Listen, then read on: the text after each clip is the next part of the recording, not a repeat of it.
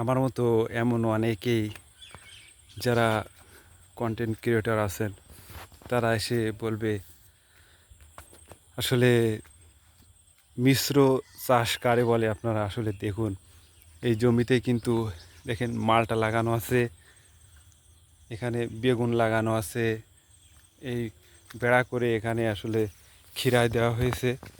এই যে দেখুন, খিরাই গাছে খিরাই কিন্তু হয়েছে।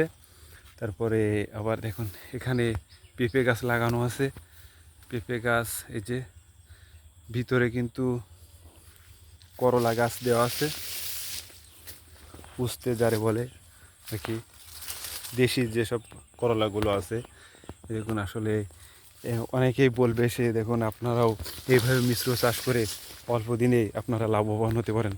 আসলে এই চাষ কিন্তু আসলে অতটা সহজ না। দেখুন পেঁপে গাছে পেঁপে হয়েছে, মালটা গাছে হয়তো হাতে গোনা দু একটা গাছে মালটা হয়েছে, খিরাই গাছে খুব কমই খিরাই হয়েছে এবং বেগুন গাছে অল্প পরিমাণ বেগুন হয়েছে।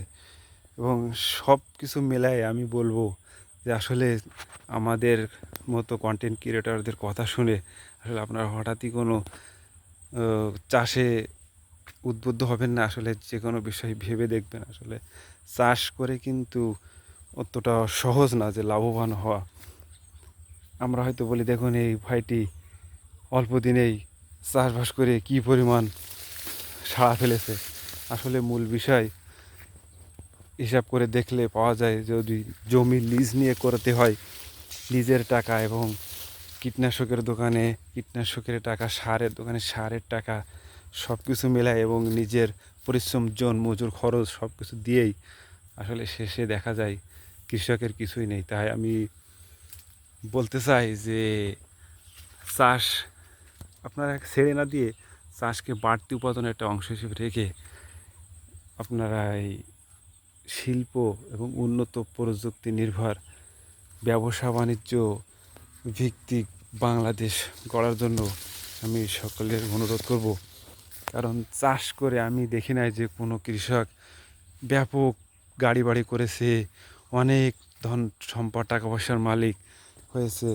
আসলে চাষ করে কোনো রকম দিনটাই চলে, যা দেখা যায় এতে কৃষকের দুঃখ সারা জীবন এবার থেকে যায়, শুধু খাটনি আর খাটনি।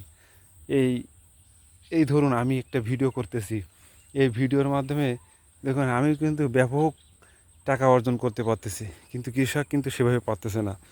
তাই আমি বলবো যে আসলে এইগুলো বাদ না দিয়ে আসলে এগুলো বাড়তি উপার্জনের মাধ্যম হিসেবে রেখে প্রযুক্তি নির্ভর এবং উন্নত বিশ্বের মতো শিল্প ব্যবসা বাণিজ্য ভিত্তিক বাংলাদেশ গড়ার লোকে আমি সকলের আহ্বান করব, যার ফলে কৃষকও বাঁচবে, দেশও বাঁচবে। আমি কিন্তু নিয়মিত ভিডিও করি না, তারপরে আমার যেটা মনে হয়েছে আসলে আমরা এইভাবেই দিন দিন কিন্তু পিছিয়ে পড়তেছি।